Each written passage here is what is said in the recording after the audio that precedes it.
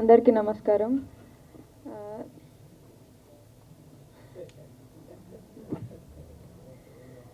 నాకు ఈ ఆపర్చునిటీ ఇచ్చిన డైరెక్టర్ గారికి ఇంకా ప్రొడ్యూసర్ గారికి thank you so much.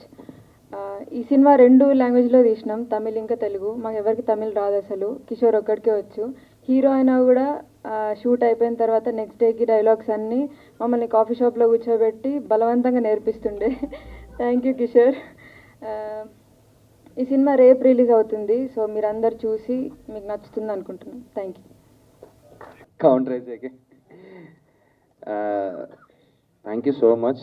First of all నన్ను ఇక్కడ పిలిచినందుకు, ఎందుకంటే ఇదే ప్రసాద్ ల్యాబ్స్లో ఇదే స్క్రీన్ మీద మా షార్ట్ ఫిలిమ్స్ ఎన్నో ప్రేమ కథలు, నేను చేసిన ఎన్నో ప్రేమ కథ షార్ట్ ఫిలిమ్స్ని స్క్రీనింగ్ వేసుకొని ఇక్కడ నుంచే నా కెరియర్ స్టార్ట్ అయింది. కాబట్టి సో ఇది ఒక మంచి లక్కీ స్టేజ్.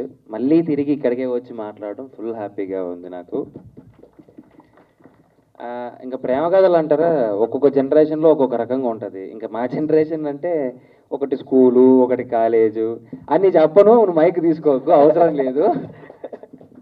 ఆల్రెడీ హౌస్లో చెప్పినందుకే పెద్ద హౌస్లో ప్రాబ్లం వచ్చింది.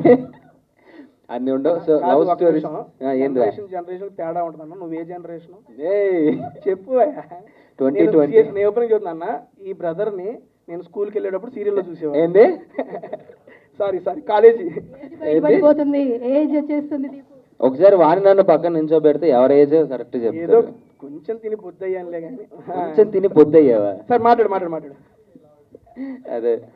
బట్ లవ్ స్టోరీస్ అనేసరికి అంటే మనం ఎప్పుడైనా చిన్న సినిమా అయినా ఏదైనా షార్ట్ ఫిలిం అయినా సరే మంచి లవ్ స్టోరీ కావాలరా, మంచి ప్రేమ కథ కావాలనుకుంటాం.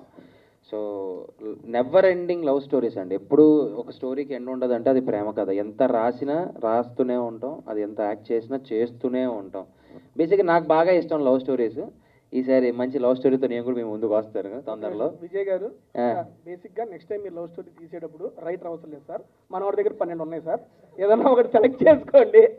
విజయ్ గారు, సార్ మీరు కూడా ప్రొడ్యూసర్లు గారు చూసుకోండి. సార్ డైరెక్టర్ గారు మీకు కూడా సార్ కొత్త స్టోరీ కావాలంటే ఇచ్చేస్తారు సార్. డైలాగ్స్ రాయటమే మామూలుగా మన దగ్గర ఓన్ డైలాగ్స్ కూడా ఉంటాయి. అది చూస్తున్నారు.